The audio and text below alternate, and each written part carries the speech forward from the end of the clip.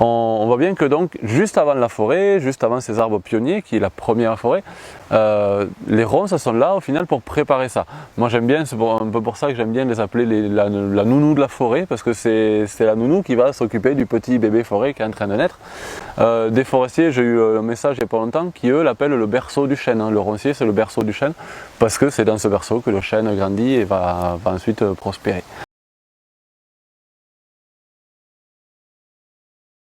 Le chêne et le berceau. Ça y est, c'est bon, je crois que j'ai compris la vie. J'ai compris que le monde est une forêt de ronces. En restant immobile, on ne peut se blesser. Pas une égratignure, pas un accroc aux manches de notre chemise blanche. Ne surtout pas bouger. Prendre soin de camper dans la même position que la tradition.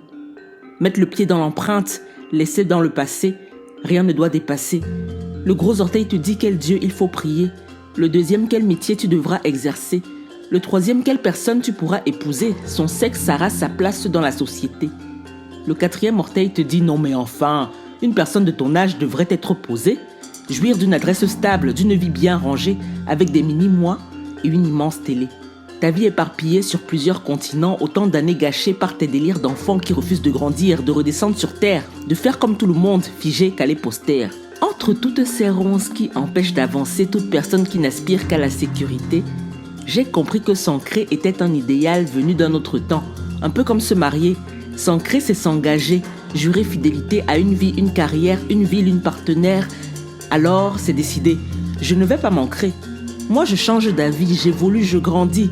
Je goûte et je recrache, je kiffe et je m'arrache. En voyant tous ces gens à l'air bien décidés de ne jamais quitter un pays, un métier, devant leur aisance à signer des beaux avis, retaper la maison qui les verra vieillir, j'ai cru m'être perdu, j'ai cru avoir perdu.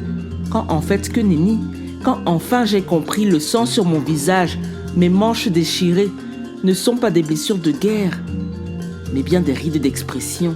J'ai avancé, moi, j'ai continué de chercher, moi, d'interroger, moi, de m'exprimer, moi, de voyager, de découvrir, de m'en aller, de dépérir, de m'isoler, de rebondir, de m'écorcher et d'en guérir.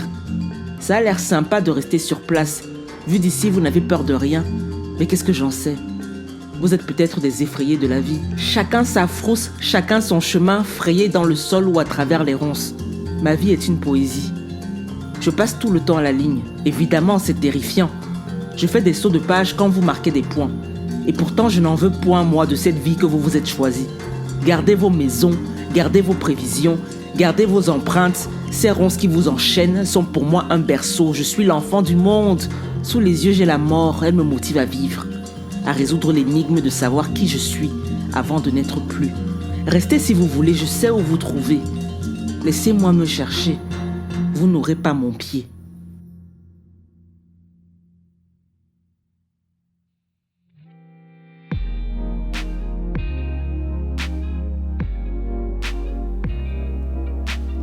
Vous venez d'écouter un nouveau poème de Jogustin.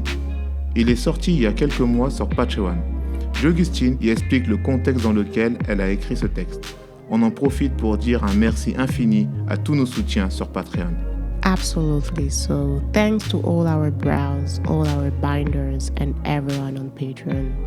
Make it like Poetry. Et une production de Derange Society.